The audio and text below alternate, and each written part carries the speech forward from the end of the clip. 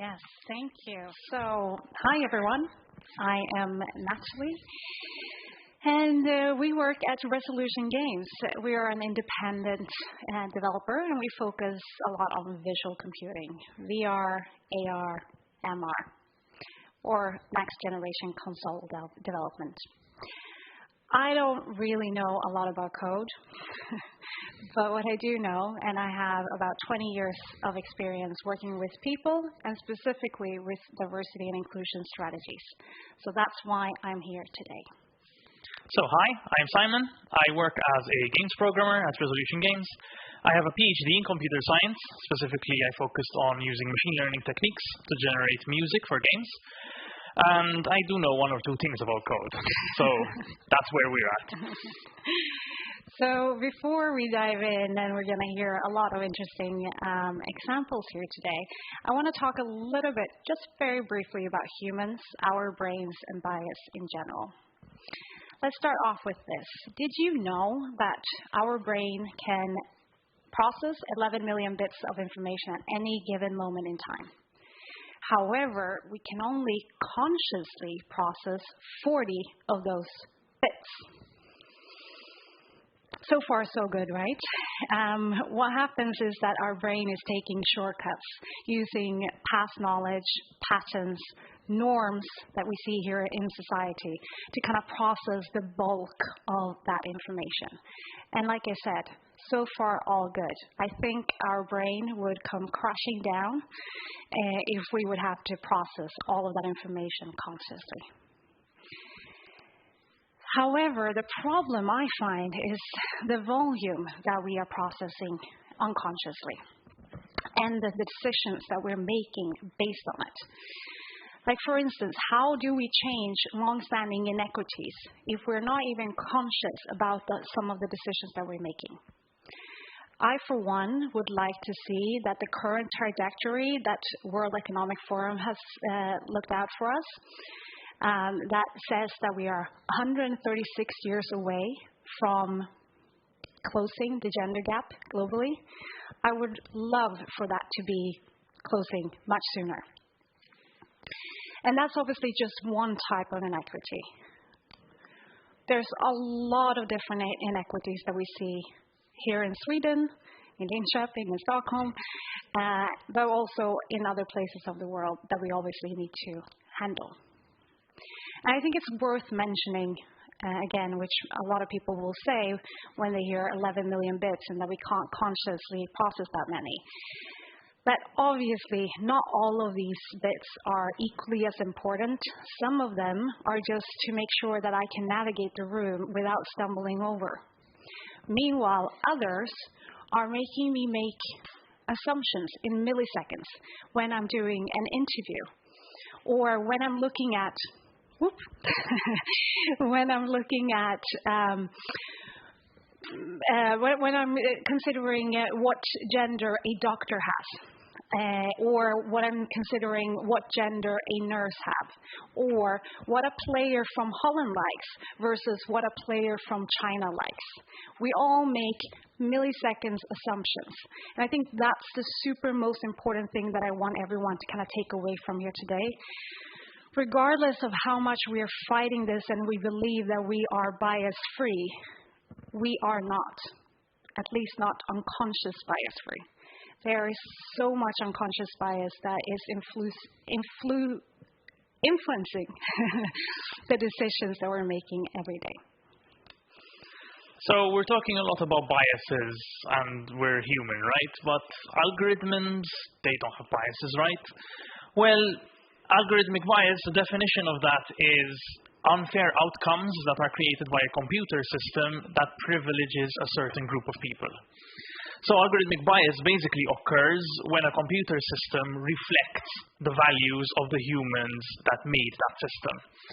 And that's especially important given that algorithms are running so much of our lives at this point. There's an old saying in computer science, garbage in, garbage out. So whatever garbage you feed into the algorithm, some of those may be biases, you will get that out in the result. So this is not a recent problem. And this has started in at least the 1970s, is the earliest example I could find.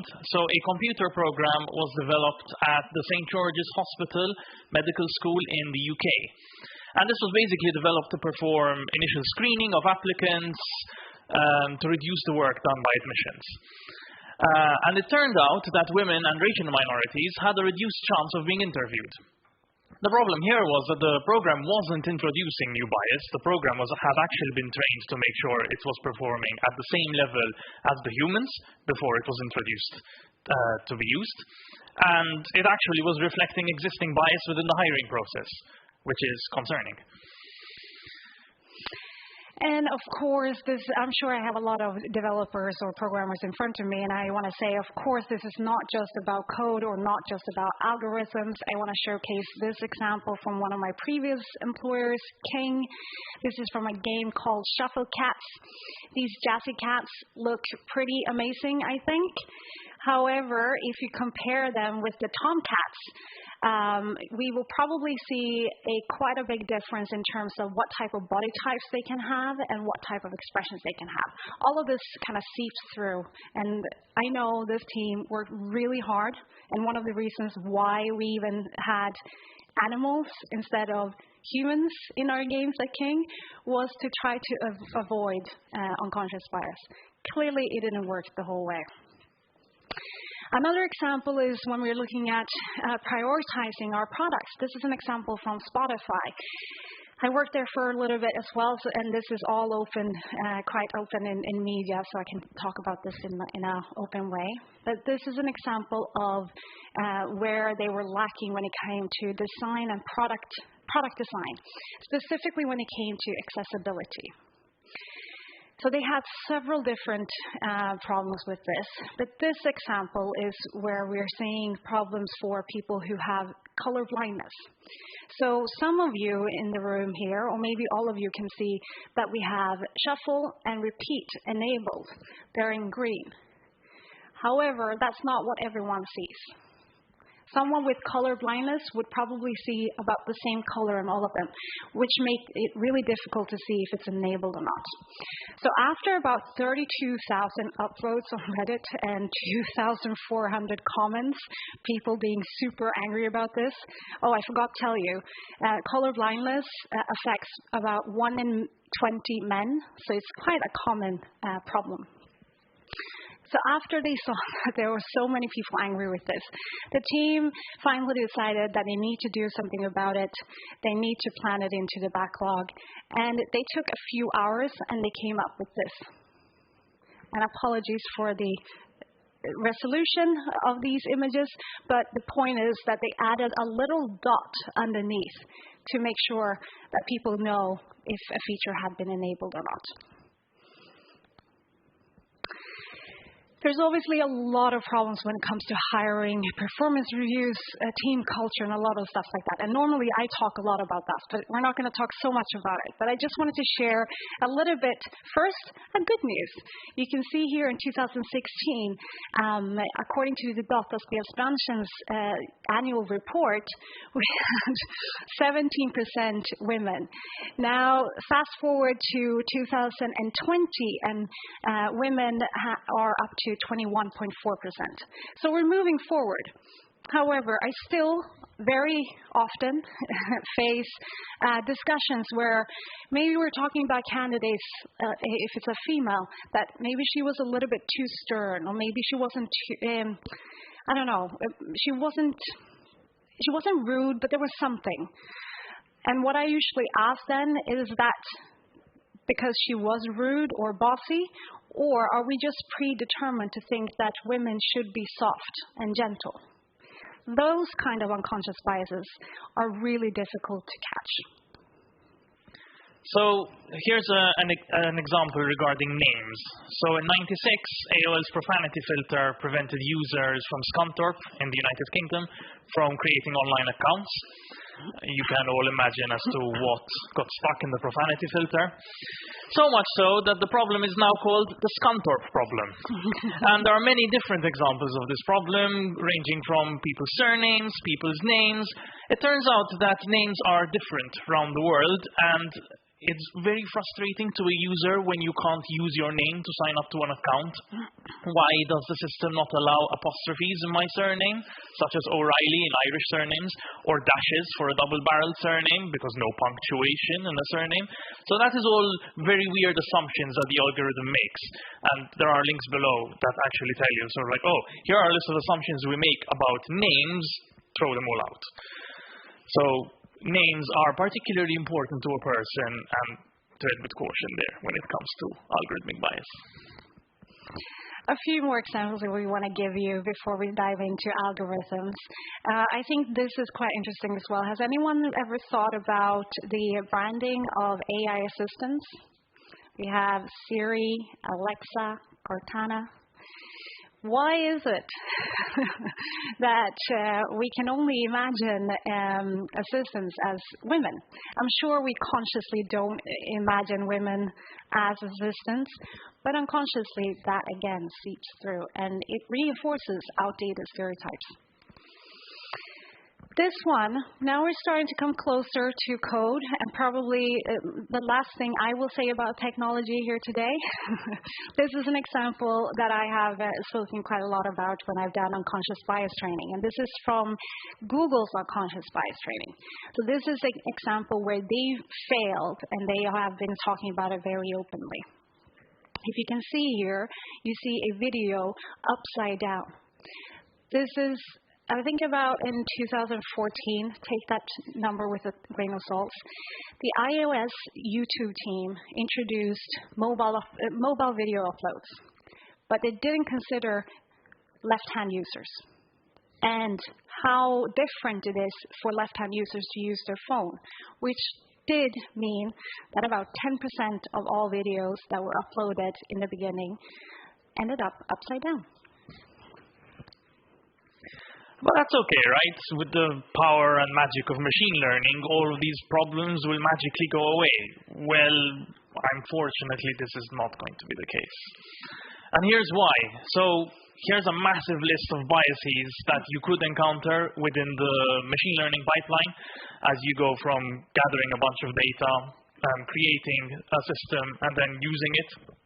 I'm not going to go through all of them because we'd be here all night, but I'm going to mention two particular biases that I think are important. So first, the sampling bias. What exactly are you putting in your data set? If you have a data set of faces that you're using for your algorithm, does it only contain white people? And another bias that I think is important to mention is a funding bias. Who is funding the creation of the algorithm? And I'll just put this out there. The military is very interested in AI and its applications in games. Take of that what you will. And then we have this one. In early 2016, Microsoft launched Tay. It was an AI chatbot that was supposed to mimic the behavior of a curious teenage girl.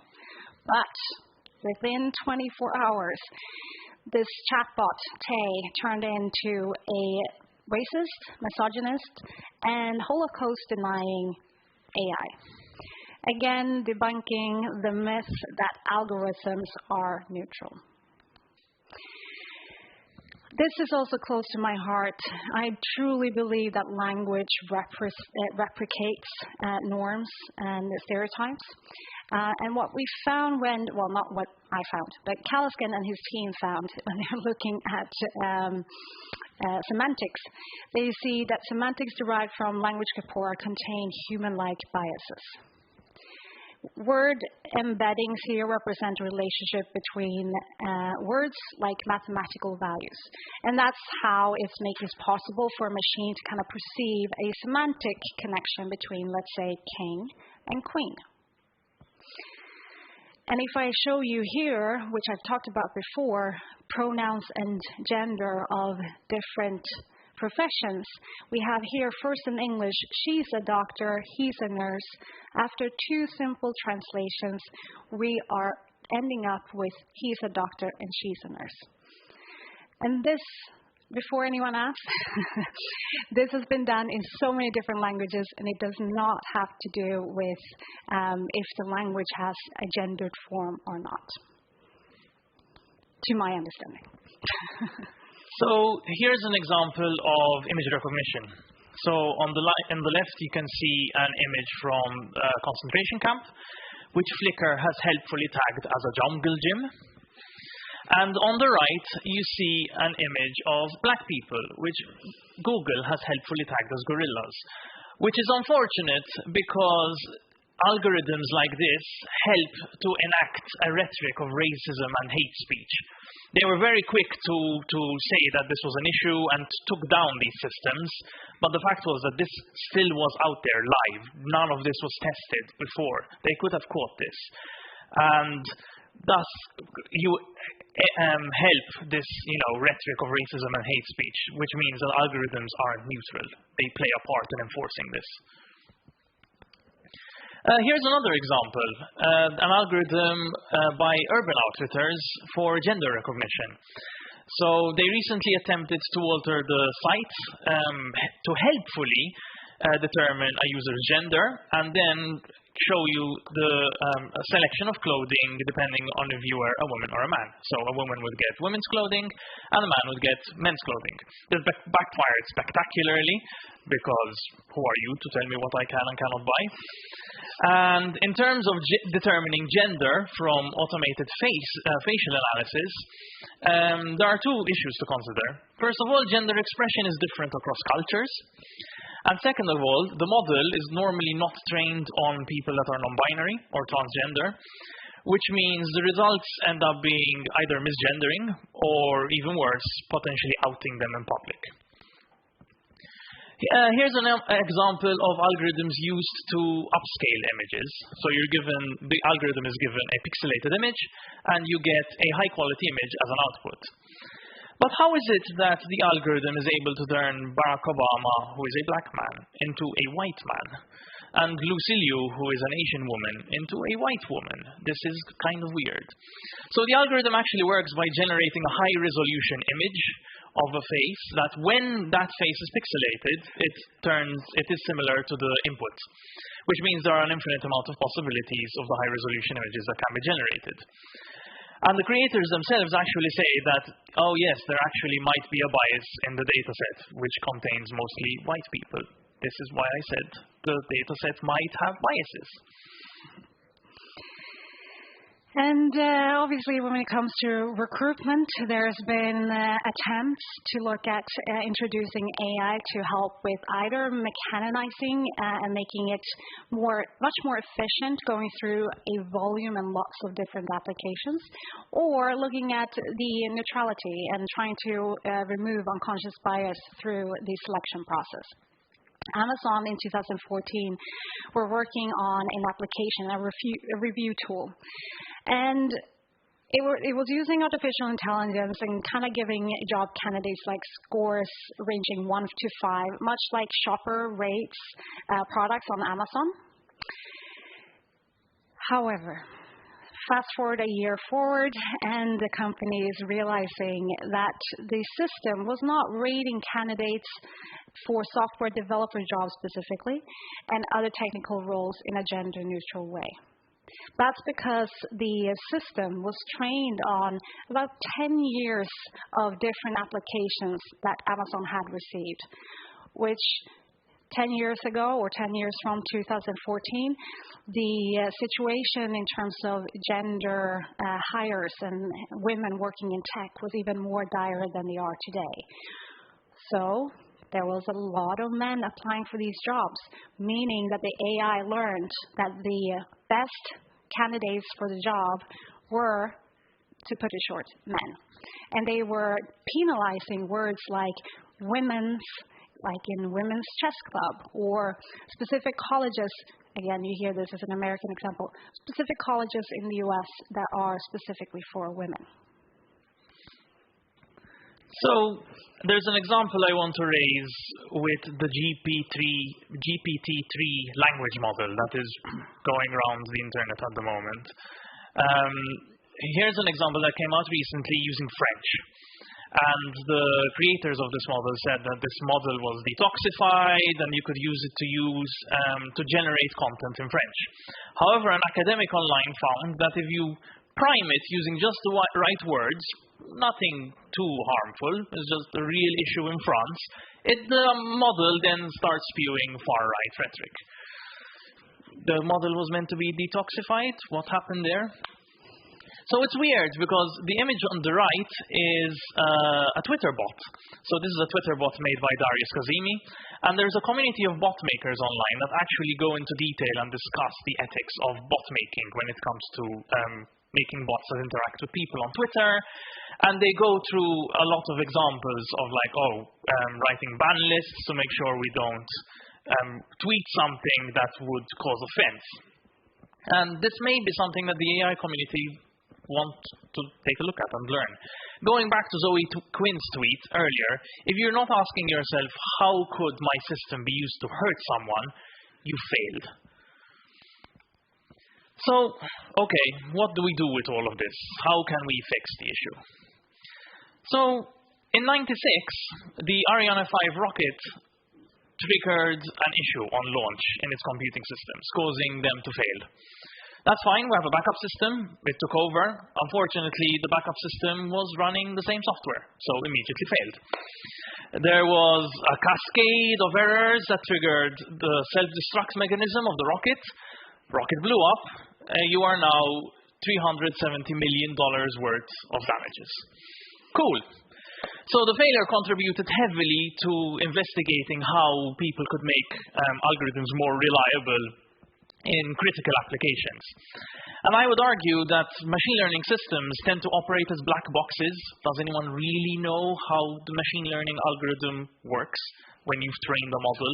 No, and not even the academics do. They are black boxes. So there is work being done at the moment, but I think it's important to state that I think AI systems deserve the same amount of rigor and the same level of accountability. Why has the machine learning system given me this output? Please explain. Diverse teams is a no-brainer, but I think I will say it anyway. Whoever creates the technology determines whose values are embedded in it. Would the biases that currently exist today be present if the tech industry was not dominated by straight white men? Remains to be seen. I can say that there are research here that says that diverse teams are not only better at solving diverse problems or making sure that the problems are good for as many people as possible, they're actually better at solving complex problems. And it doesn't take a lot longer when it's a well-functioning team, which is a lot of the ideas that people think. Okay, but this is all stuff that is happening in the US, where they all run these algorithms, right? What can we do about it in Sweden? Well, there are actually two working groups at the moment. So there is AI Sweden, which is run by the Swedish National Center for Applied AI. It's being supported by the Swedish government. And they've actually launched an AI ethics lab to investigate AI ethics in Sweden and to move it from abstract guidelines into tangible, practical applications. And there's a pilot actually taking place this year. There's also COMET, and COMET was established by the Swedish government in 2018 to identify policy challenges, such as, for example, ethical challenges that we've discussed that are triggered by AI. And there's a final report due at the end of 2022. So stuff is happening locally. So what more specifically can we do about all of this? So we thought it's clear to say, I think, no one has the perfect answer for this. However, we are going to share a few findings that we have found. So I pulled out an audit that McKinsey did, and they found 3 important primers that we should definitely pay attention to. One, we should understand the users, we need to understand the shortcomings of algorithms and understand how we're asking questions.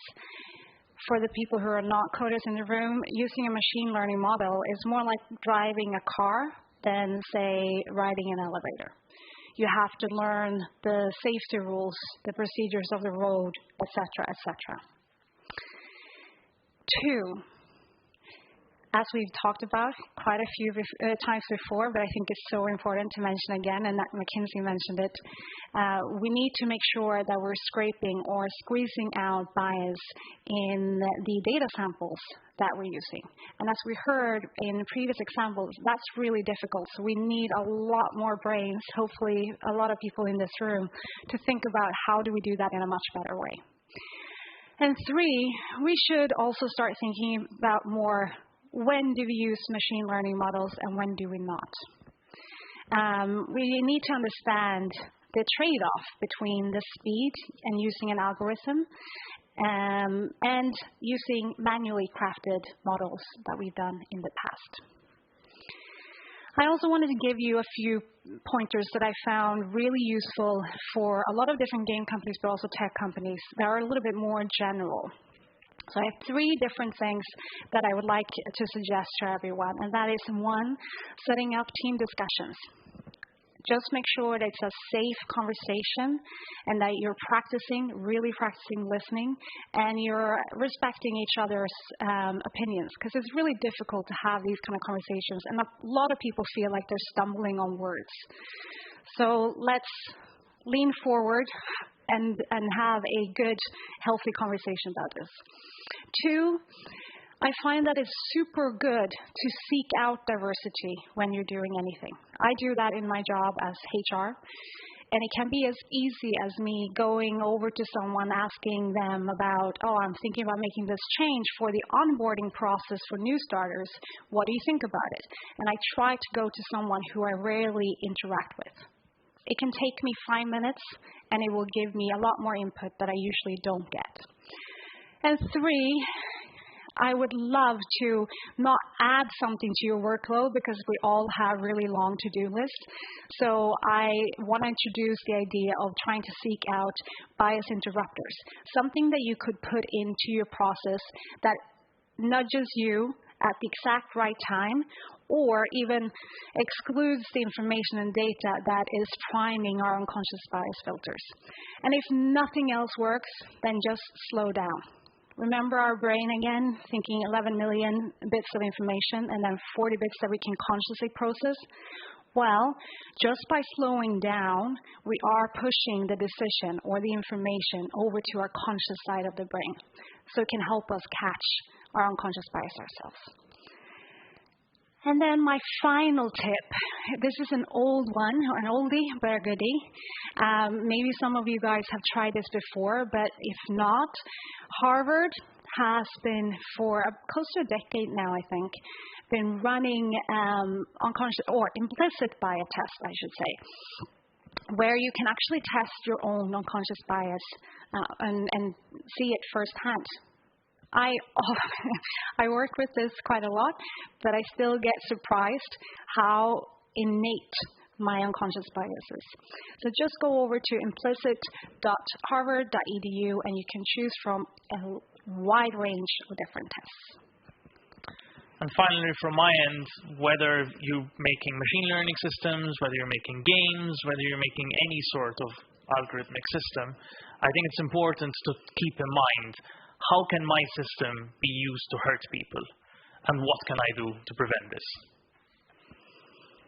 Thank you, everyone. We will be around later on at the Mingle, and we also have a booth upstairs. Happy to kind of showcase some of the games that we are making. Also, maybe talk a little bit about the office we just started here in Linköping. Thank you.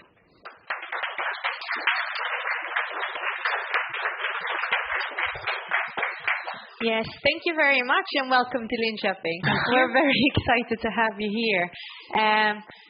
Lots of questions. Like this is super interesting, and I think that a lot of people here are going through like where do I start?